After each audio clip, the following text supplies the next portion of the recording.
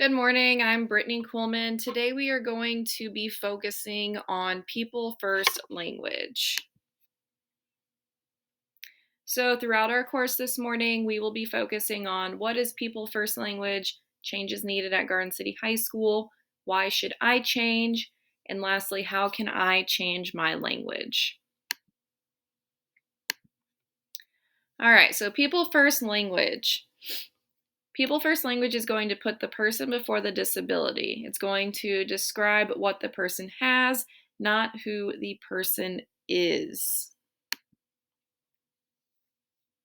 The attitude of individuals. Our language is going to shape an attitude. So, people who have disabilities have been subjected to devaluation, prejudice, and more. Putting the person before that disability will help eliminate hurtful descriptions. We need to remember that words have power.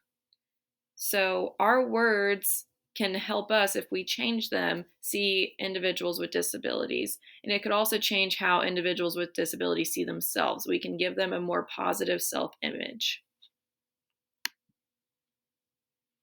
I really like this quote, so I added it in.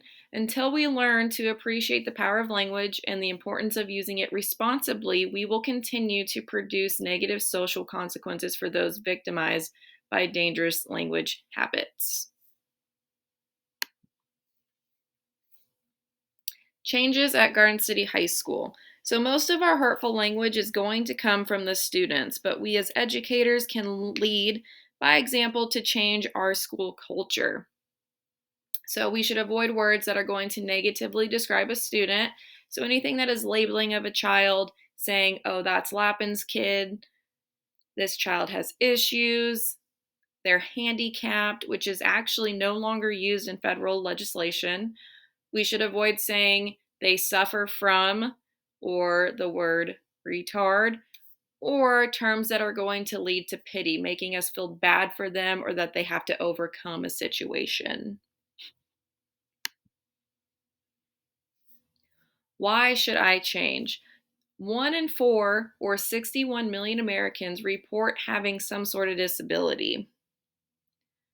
We as educators are an influence to our students. So, again, us leading by example, changing our own language can reflect on our students and help that maybe they are changing their language, and then we can create an inclusive school environment. Changing your language. So, again, we are trying to put the person before the disability. So, some examples of how to change our language would be to be using people with a disability instead of the handicapped or disabled. Kate has autism instead of saying she's autistic. She receives special education services instead of saying, oh, that's just a sped kid. And then children without disabilities, instead of saying they are normal or they are healthy. This is one that I thought was very interesting, because all kids are normal, but for some reason, somebody with a disability, we tend to think that they aren't normal or they are unhealthy because they're different. Some things we should remember, again, people first language puts the person before the disability.